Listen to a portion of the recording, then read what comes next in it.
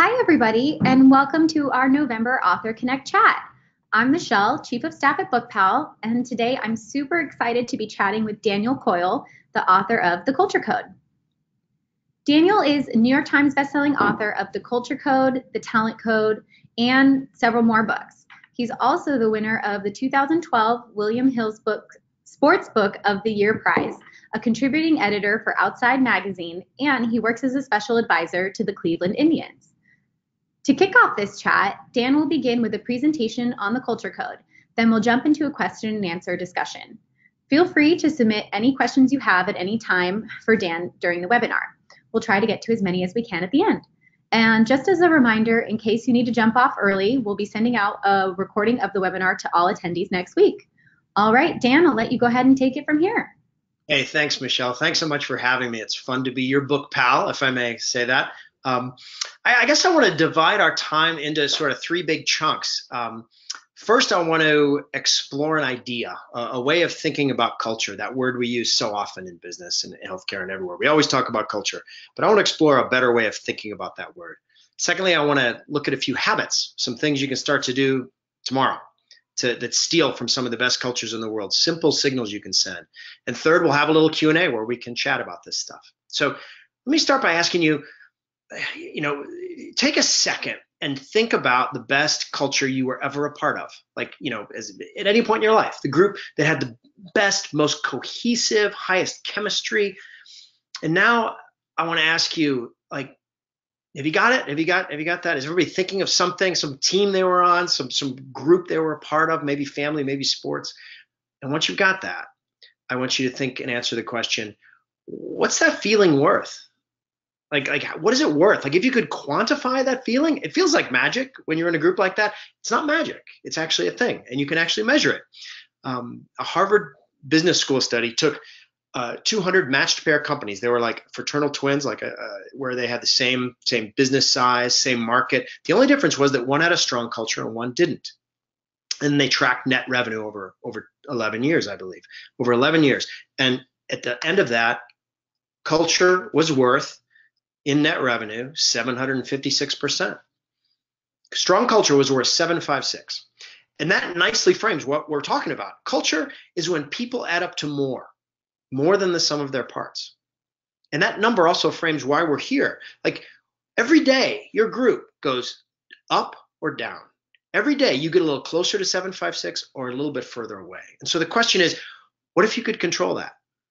What if you could send signals, control that space, know, just like you know when you're getting healthier as a human being, just how you know when you're getting less healthy. What if you could feel that cultural strength, that cultural health, and control that space a little bit better?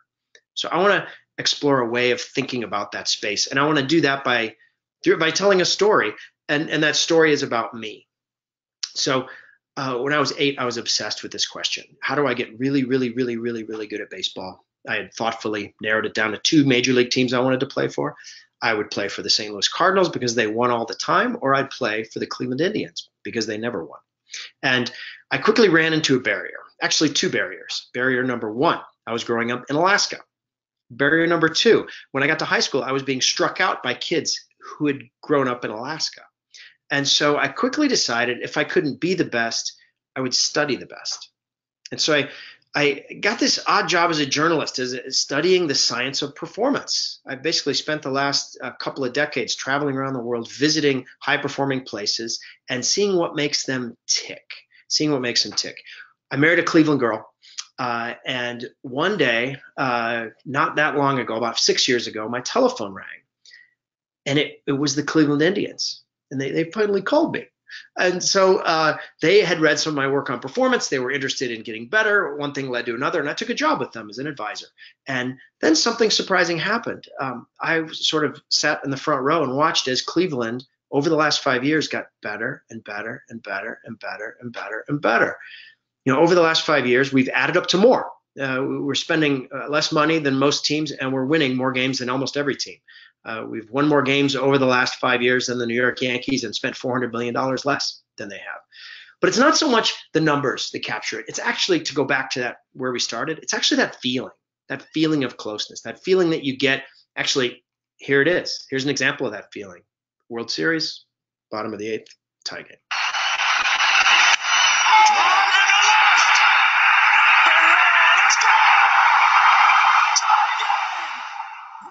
Davis, 6-6.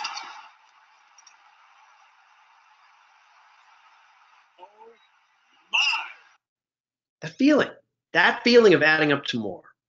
And so that experience sent me on this journey to go around the world to look at high-performing groups like Pixar, groups like Navy SEAL Team 6, group like the San Antonio Spurs, really, really high-performing groups, and seeing what they're doing, Now, as I started on that journey, I had to start with our normal understanding of culture. We say the word culture all the time. We know it's the most important thing, and when we say it, we have a mental model in mind. And the existing mental model we have for culture is sort of like identity. It's sort of like it's in a group's DNA. It's something a group is. And if we had to sort of give a picture for that existing model, it'd be this. What is culture? Well, it's all this stuff. It's values, it's ethics, it's honesty, it's integrity, it's voice, it's mission, it's purpose, it's ownership. It's all this stuff, right? But the problem with this mental model is that it's not a good tool. It's not a good tool. If you say you want to build a better culture, you people out here listening to this, you want to build a better culture in your team, and I say, well, yeah, go do all this stuff. It's hard to do. It's mushy. This is why culture often feels so mushy. And so I think this model is broken. I think we can do better. And the way I want to introduce the new model is by introducing you to the team that I liked the most. Of all the teams I visited, this is a team I enjoyed the most. I love watching these guys. I could watch them all day long. Maybe we should do that for the next 15 minutes. These are starlings. This is called a murmuration. But really, in essence, what they're doing is no different. Watching these guys is like watching Navy SEAL team on a mission. It's like watching Pixar make a movie.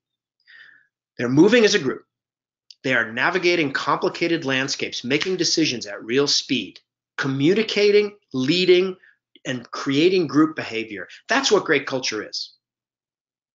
And the lesson of this picture is that there's really only 3 behaviors. Culture is not about what you say. Culture is not about words.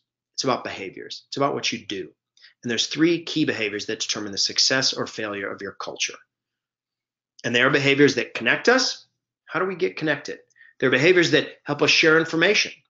And they're behaviors that determine direction. There's 3 of them. The first one is building safety. That's how humans connect. We create safety. The second one is sharing vulnerability, the behavior of sharing vulnerability. That's how humans exchange accurate information with each other. We have to be vulnerable.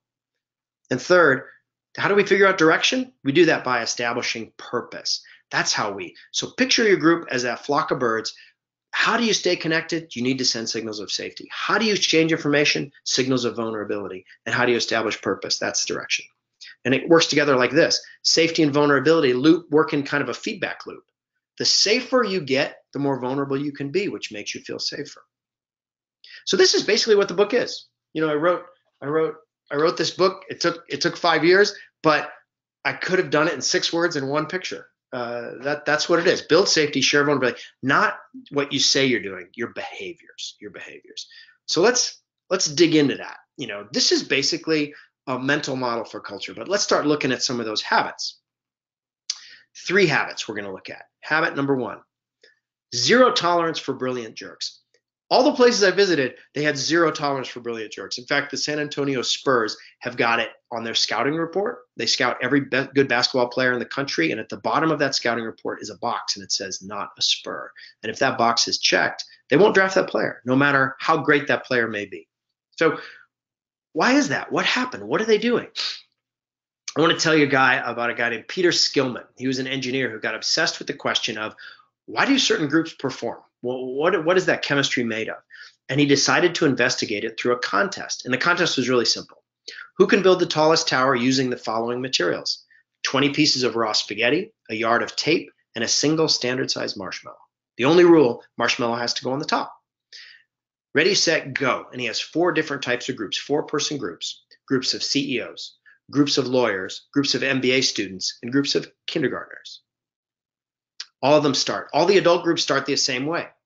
They talk, and they divide up roles, and they have ideas, and they improve on those ideas, and it looks It looks super smooth. It looks really, really perfect. It looks really smart. The kindergartners doesn't look that smart. It's just chaos. They're eating marshmallows and jamming stuff together in a very chaotic way. And if you had to bet your life savings which team was going to win, most of us would bet on one of the adult groups because that's our mental model of group performance. We focus on what we can see.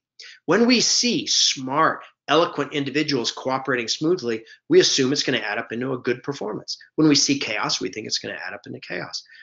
But what happens? Well, unless you bet on the kindergartners, you would lose your bet. The kindergartners win, and the difference is not small. The difference is quite large. And that's because it seems when you see it, actually I did this at Google a couple of months ago. When you see it, it looks like an illusion. It looks like it's impossible. How can they be better? But the truth is that they are better. And that's because our mental model of group performance is wrong, because it leaves out the two most important factors. It leaves out status management and safety. Status management. Those adults are we're built to constantly manage our status with each other. There's always a whisper, where do I fit in? Is it okay to say that? Who's in charge here? This kindergartners just build stuff. And what better way to get feedback than to just build stuff? And what better way to get a good result than to test things, see if they fall down, build them again? Safety is the key. Safety is the key to group performance. So I want to give you some quick fast forward tips of ways to do that, some ideas for action. Number one, obey the 34 times rule. The 34 times rule says if you give someone a request, they are 35 times more likely. If you give it them in two ways, give them a request in person and digitally, they're 34 times more likely to say yes if you ask in person. 34 times. We know being face-to-face is more important. It's way, way, way more important. So absolutely prioritize that face-to-face time. Secondly, send the 2-line email. This is one I got from Laszlo Bach, who used to work at Google and now works at Humu. The 2-line email is an email you send to your team. And you say, hey, could you tell me one thing you want me to keep doing and one thing you want me to stop doing? It's really simple, but it sends a very powerful signal of connection, safety. Thirdly, use the open face. A Navy SEAL commander showed me this one. When your face, basically, it's like a door. It has two basic settings. It is closed or it's open. And smart leaders, smart communicators are continually sending a signal with their facial expression. This is called the frontalis muscle. And all the leaders I met, they used it. Man, they sent a signal. You knew when they were listening. You knew when they were switched on. They weren't closed. They were open, to use that open face. Which brings us to habit number 2, admitting weakness. I was shocked. I kept bumping into leaders who would be crazy vulnerable with me. And I mean vulnerable not in a sense of some emotional way, but simply in sharing information I didn't expect them to share. Real openness. And I met a Navy SEAL commander named Dave Cooper. He actually trained the troops that got bin Laden. And he put it this way. He said, look, the 4 most important words a leader can say are, I screwed that up. Which is really stunning when you think about it. Until you learn about a concept called vulnerability loops. Vulnerability loops are when one person is vulnerable and takes a risk, and the other person takes a risk back. Scientific experiments show that when 2 people do that, the cooperation and closeness level increase between those 2. If you do it and then play a game with the person you were vulnerable with, you will perform better. It feels like magic, and it's funny. We normally think that trust and risk work like this. We normally think that, hey, I've got to trust you before I can take a risk. I've got to trust you before I can be vulnerable with you. We've got it exactly backwards. Being vulnerable builds trust, which is why of the groups of great cultures, they operationalize vulnerability loops. They create group habits that almost are like workouts in a way, where people circle up and they tell each other the truth. They're kind of painful meetings. They're kind of awkward. They're difficult. In the SEALs, they call them AARs, after action reviews. After a helicopter mission or any sort of mission, a training or a real mission, they get off, they circle up, and they start talking about what went wrong, what went right, and what are we going to do differently next time. They're really difficult meetings. They're incredibly powerful because you're building closeness and you're building that shared mental model. You're purposely creating vulnerability loops. Pixar has the same thing. They're called brain trust meetings. Groups that do that, who use the power of vulnerability to generate trust. It's almost like to get, we used to think we didn't ever understand the mechanism of physical fitness many years ago. Now we do understand that mechanism, and it's when you feel that pain, that's actually a sign that you're getting stronger. Group life is exactly the same way. That pain of vulnerability, the root word of vulnerability is vuln, which means wound. That pain is actually a great advantage because it drives closeness, it creates closeness. So let's look at some ways to do that. One is simple, to use AARs. It's such a simple thing. It's such a basic thing. What went right? What went wrong? What are we going to do differently next time? A 5-minute meeting. They're really difficult to have because when you finish a project, the last thing you want to do is flip around and talk about it. But that willingness to do that will separate strong culture from weak culture. Secondly, aim for warm candor and avoid brutal honesty. When you're brutally honest, you create a culture of brutality. So instead, you want to create a signal of warm candor. You want to tell someone the truth, but you also want to emphasize your connection to them. Thirdly, when listening, use the magic phrase. This was taught to me by Roshi Gavechi, who's at IDEO, a brilliant facilitator. And the phrase she uses more often than any other is real simple. Tell me more. When people come to you with questions, they're often not telling you the real question because they might not even be aware of it. And there's a wonderful word, surfacing. Your job as a listener is to surface the real tension, to bring it to the surface, not to try to add value. Our instinct is always to add value. Don't add value. Ask that question. Tell me more. Tell me more. Tell me more. So that's the first 2 habits. Establish that safety, zero tolerance for brilliant jerks, and share weakness. Share weakness systematically, habitually, regularly. Third, simple one, use corny mantras. When I visited these places, a lot of them, like it was surprising to me. I sort of thought that, at these great cultures like the SEALs and Navy SEAL Team 6 and Pixar, that they would sort of not talk about who they were. They talked about who they were all the time. The air was filled with corny mantras. And the SEALs were the best at it. Their mantra is that they're the quiet professional, which was kind of funny because they would talk all the time about how quiet they were. But so I was kind of wondering, like, why is that? And the story that I want to tell you that really captures it is one that happened. Some of you might remember it. It was in 1982. Any culture can succeed when the seas are smooth, but when there's a crisis, that's what really tests culture. And there's never been a crisis like the one that hit Johnson & Johnson in 1982 with the Tylenol poisonings. Basically, a madman in Chicago put, I think it was cyanide into unmarked bottles of Tylenol. People took them and died. Johnson & Johnson got a call. Your product is now a murder weapon. And what happened next was really extraordinary. Johnson & Johnson behaved a little bit like those swallows in the slide that we saw previously. They reacted with total cohesion. They invented tamper-proof packaging, which did not exist up to that point, in 6 weeks. They invented it and rolled it out. They dealt with unbelievable openness with the legal community and with the public. They voluntarily pulled $100 million worth of product from the shelves against the advice of the FBI. The FBI said, don't do it, it might create a panic. They pulled it. And the question is why? As a result of that behavior, Tylenol is still around. I mean, it's now the gold standard of crisis response. And the question is, how did they do that? Like, how did they do that? And when you peel into that, when you look into that, what you find is that for the previous 4 years, there was an executive at Johnson & Johnson. His name was James Burke, who created an intensive whole company conversation around a really simple question. What comes first? What comes first for us if you're Johnson & Johnson? Is it the hospitals that you serve? Is it the doctors? Is it the shareholders of the company? What comes first?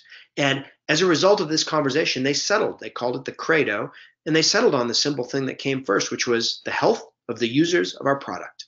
Carved in granite at Johnson & Johnson headquarters. Extraordinary consensus around that is true north. That's what matters to us. And when the crisis happened, they didn't have to think. Should we pull the product from the shelves against the advice of the FBI? It's a no-brainer. Should we invent tamper-proof packaging? It's a no-brainer. That mantra, purpose isn't in your heart. It's in your windshield. And so smart cultures fill the windshield with unmistakable GPS signals of true north, of direction, of what to do when there's a problem. They fill that windshield, and it works almost like emotional GPS or emotional compass to continually tell you what's important, what's not, and how to react. And so that, for a leader trying to build culture, ends up being this incredibly important thing to do. So let's explore some ways in which you can do that. First, obey the 10 times rule. The 10 times rule says you need to express your purpose 10 times more clearly than you think. And it actually comes from a survey. They surveyed a bunch of CEOs. They said, okay, CEOs, what percentage of your people do you think can name the top 3 priorities of your company? And the CEOs thought about it and said 64%. And then they went and surveyed the people, and the answer was 3%. So 10 times more. You need to be so vivid, so unmistakable that someone can walk up and spend an hour with your team and know what you're about. Secondly, continually seek and share impactful stories. Stories are the greatest drug ever invented for creating clarity, emotion, direction. And a lot of times we treat stories like they're kind of free range, organic. Smart cultures are very purposeful about digging up, harvesting, and sharing impactful stories about their benefit, so that the leaders can share those, and so that you can crystallize emotion and direction around those stories. And finally, have regular CSWD meetings. This is an idea that some tech companies do. CSWD stands for cool stuff we do. And it's basically a meeting designed to sort of share, to create a group brain. When teams get of a certain size, you don't always know what's going on. And so to have a regular gathering where people can share exciting things that are happening in the company, exciting projects they're working on, a good TED Talk they saw, could be anything. So those very simple ideas to fill the windshield with those really clear signals of your mantras. What's your mantra map is another way to think about it. So that's it. 3 habits, 1 idea. And now I think we'll move over to the Q&A portion with Michelle and the rest of the crew. But it's been fun to share this with you, and look forward to keeping the conversation going. Yeah, well, thanks so much, Dan. I think that was a great overall summary of what you can expect in the book, and the perfect layout of exactly sort of what it takes to make culture happen in a meaningful way in the organization. So first off, let's talk about the spaghetti marshmallow challenge that you mentioned today, and also that's in the intro of the book. To be truly candid, we did this contest at BookPal earlier this year, and I'm sad to say I was not on the winning team. Good for you. Perhaps awesome. Because I am one of the leaders, and I was immediately thrown into the leader role. Everybody looked directly at me and said, Michelle, what do we do? Yeah, so right. What's interesting is, like, what is it exactly about kindergartners that gets them to immediately interact with each other versus adults? And at what point does it really change? Or at what age do we change and we start looking to somebody else to give us the answer? It's surprisingly early that we start looking to authority. There's a reason they do it with kindergartners and not with 4th graders. By 4th graders, you might have a different result. The 2 things they have is, number 1, they do not care who the leader is. They do not care who is the CEO of Spaghetti Incorporated, right? They have no regard for that. The second thing they have is a bias for action. I think a lot of times we tend to circle our problems and want to talk about them a lot. We love to talk, right? Talking's fun. We're good at it. And it makes us feel that part of our brain that cares about status loves talk. And so you have a lot of groups. There's so many groups where talking is prioritized. And the groups that I saw that were effective were the ones who said, no, we're not going to talk about this anymore. We're going to do it. Because you can talk stuff to death. I think Jeff Bezos has his sort of decide and commit framework, where you don't just make a decision, you actually commit to that decision in the meeting. And this other thing where he's got, I think it's a 70% rule, where, look, if you're 70% sure that it's going to work, do it, because you can never be 100% sure. Do it. This bias for action that is very kindergarten-like, and it's when you do get into it, it's very rewarding, because you realize how limited your view is. It's really hard to predict what's going to happen. It's really, you can think all day about the project you're launching or the team you're working on, but until you actually do stuff and get some results and get some feedback, it's really hard to move forward. So that bias for action is your friend. Yeah, I think that makes a lot of sense. I think one thing that I know was constantly in my head was, what's the trick? What's the secret which obviously a kindergartner is not going to be thinking about because they're just looking at it as they would approach any new situation as how can I do this? And I think that was my ultimate downfall. Yeah, right. Thinking is overrated. Words are overrated. We evolved for millions of years without all these fancy words. If we really want to work together as a team, it ain't about your words. So true. So one thing I wanted to talk about, you just mentioned the Tylenol recall in 1982 with Johnson & Johnson. I actually recently listened to a podcast about this, so I love that you covered it. An interesting fact, I don't know if you know, they never caught the guy who actually committed that crime. No way. Yeah, which is really sad, but at least it never happened again. So I love the fact that that was their moment of truth where they realized this is why we have the credo. This is why we wrote out who we are as an organization and why we do what we do. Do you recommend that every company has their credo as their own to live by as a guideline for decision making when they come across these types of crises? 100%. And not only that, I would go a little bit further where we typically think of mission statements and purpose statements as these like perfect distillations, right? They're just like, oh, we're just going to boil it down to apple, think different, right? If we're going to get our version of that. What actually happens, I think, in a lot of successful groups is that they don't focus on that distillation so much as they focus on creating a whole landscape of mantras. And think of it as a mantra map. I give some examples of it in the book. Danny Meyer had a nice one where there's a lot of them. In his case, he's a restaurateur, right? And he's got these teams, all these restaurants all over the place. And his include athletic hospitality, loving problems. A server is a surfer surfing a wave of problems. So cheesy, right? But it's kind of vivid and good. And so he talks about collecting the dots and connecting the dots with information. He has all these little mantras, and they add up to this landscape, like this language, this set of, if you want to think of them as kind of like software, like an algorithm that helps you, especially when there are challenges and problems, know what to do. When everybody talks about loving problems or athletic hospitality, when you spill a tray of glasses, you know what the expectation is. So actually spending time capturing and continually developing a landscape of mantras, I think is where I would put my energy. And then maybe one of them emerges, and that's the distillation. That's the true North Star. That's the benefit. For Danny Meyer, that is creating raves. That's his North Star. What are we about? We're about creating raves. But there's all this other language. So think about your language and your purpose as kind of a whole landscape, sort of an ecosystem. And the ones that really work are going to thrive. And they're going to help you thrive. Yeah, I think that makes a lot of sense. I definitely can think back on different words and lingo that we use that kind of identifies us and who we are as a culture. I'm curious what you think. Like, is it something that you saw evolved organically, or something that the organizations took the time to sit down and sort of and hash out who they are and what are these mantras that we live by? It's intentional. It's absolutely intentional. I mean, when you look at these places, it's leaders taking the time to reflect deeply about what the benefit they're creating is and connecting to that benefit in some vivid way. Greg Popovich, the San Antonio Spurs coach, found his in an old book, and it's an old saying about a guy pounding a boulder and the passerby asking, "Why are you pounding that boulder?" And the guy says, "Because when the boulder splits, I will not know whether it is this blow or the 100 that came before." It's a little passage in this book from like the 1900s, right? And Popovich loved that, and he created a mantra: pound the rock. What are we about? We're about pounding the rock. And he sends that signal. That quote is in the locker room in every language the players speak. When you walk into their headquarters, there is a hammer and a rock on a boulder. And he's continually ringing that bell, so to speak. He's continually pounding that rock to send that signal. So it is actually done in most cases with great intent. And it kind of takes a willingness to be a little corny.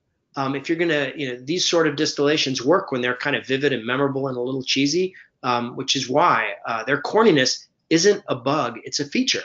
That's what makes you remember it. That's what makes you connect to it. That's what makes it accessible.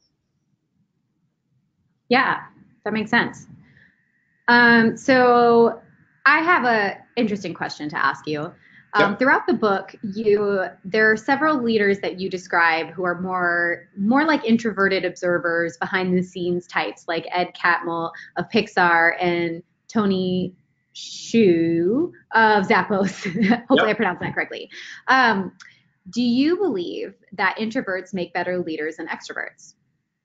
That's a good question. I've never divided it up quite like that. I'd say it depends on the job. Again, let's go back to that flock of birds. What job do you want them to do? What is their function? I can see some cases. I saw some leaders that were very extroverted. I saw some other leaders that were more introverted.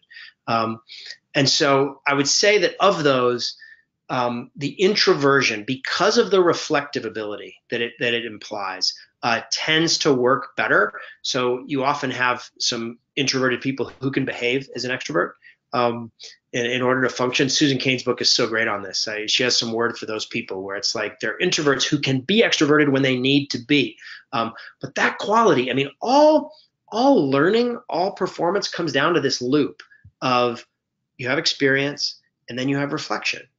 And if you're right now in our lives, a lot of us just live on that experience where we're just kind of reacting in the moment to stuff. But without that little bit of reflection where you're really stopping and thinking, okay, how can I build this team? What are we really about? I mean, that bit is what separates those great leaders. I would say they all have got that ability to reflect and to really think deeply about things and about people, to think deeply about what signal is going to connect to these people now. Yeah, I mean, I think what's interesting about some of the leaders that you highlighted and the characteristics that they possess is that the stereotype is somebody who's super bold and extroverted and potentially a little hard-headed, that brutal honesty. You hear so many stories about Steve Jobs, even though at the end of the day, he also was always willing to be vulnerable, which is why I find him so fascinating as a leader. So that, I think, definitely surprised me. What, in your research, when you went to look at these different successful groups, did you find to be the most surprising about all the different groups that you researched? The real vulnerability, actually. I expected some of it, but I didn't expect it to be in such an intense, regular, like the oxygen. Vulnerability is the oxygen of these places in a way that I find it makes them kind of addictive. Like there's a reason that people, that feeling, I guess where we started, where, I asked people to reflect on the group that they loved the most or were found most connective. Being part of that group is like a drug, and the vulnerability piece is like the center of that drug. I remember walking around Pixar with Ed Catmull and we're walking around this really cool building, and I'm like, hey, this building's really cool, Ed.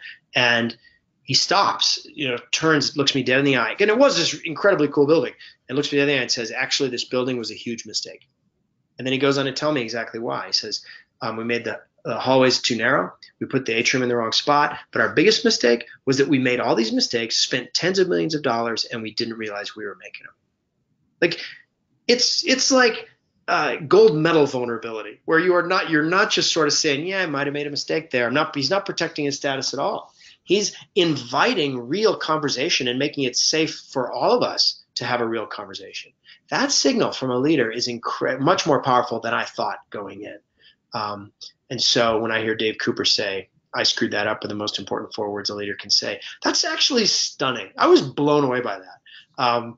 And now, as I travel around and meet more people and talk to them, I can really see how deeply true that is. Yeah, I loved reading about that story. Not only did I want to visit the office because it sounds phenomenal, but I think the best surprise when you hear these leaders who are extremely well known is that human aspect. When they humanize themselves by admitting vulnerability, it kind of takes away that all of that sort of the way people look up to them and put them on a pedestal for running these big successful companies. So I thought that was a great piece to include. And he sounds like a really interesting guy. Oh my God, unbelievable. Really, really thoughtful. And in a way, we think of that vulnerability sometimes in a moral lens, like, oh, how real of them, and that's authentic. And that's true. It's definitely a moral dimension to that. Mm-hmm. The deeper dimension is that at this point in human history and business history, all the easy problems have been solved. Like what's left? Like building an assembly line is pretty straightforward. You can be authoritative. You don't need to be vulnerable. You don't need to create these extraordinary relationships. But the demands of business today, you're talking about no matter what business you're in, you could be in healthcare, you could be in banking, you're talking about putting together teams who can solve problems at speed, who can move as a group and not have to look to some expert back in the home office to tell them what to do like a puppet. So now you have to create those smart teams. So that vulnerability isn't just like it's not an option anymore. It's really a necessity to sort of if you're going to create close human relationships and highly successful groups, it's a biological necessity. I like that. I wrote that down. Vulnerability is no longer an option. Okay, so to wrap it up, I just had one final question, which is for those who are attending the webinar and they're starting a new team or a new culture, like for example, even for us internally at BookPal, we kicked off a whole new rebranding project to really well articulate who we are as a company and organization. Like, what's the number one thing that you recommend doing just to go out there and get started and really building that efficient, that successful team and culture mentality that you wrote about? Safety is the platform. You got to create safety on that first day. That first interaction needs to be safe. And as such, normally when you bring in a new person, you end up telling them all about the group, right? You end up sort of saying what their expectations are, and here's the history of our group, and here's where we're coming from. Flip that and learn about that person deeply, and ask questions and send belonging cues, as they're known. Build that platform of safety. That's job one. Yeah, so I like that. I mean, I think onboarding, it really is so important because that's that person's first initial moment of decision of what they're going to think of this company and that make or break moment. And I love flipping it around to say versus, talking so much about the company and look, we've done this, we do that, we do this, like find out about that person. And that's where you'll discover how they will fit into the group and they'll kind of feel that sense of belonging. Yep. It's really cool. I like it. All right. Well, I think that about wraps it up. As a reminder, we'll be sending out a recording of this webinar next week. You can visit our website at bkp.al/culture code to purchase the culture code for your organization. And you can send me an email at michelle@book-pal.com to learn more about the book. We hope everybody enjoyed the webinar, and thank you so much, Dan, for joining us today. Thanks for having me, Michelle. Really enjoyed the conversation.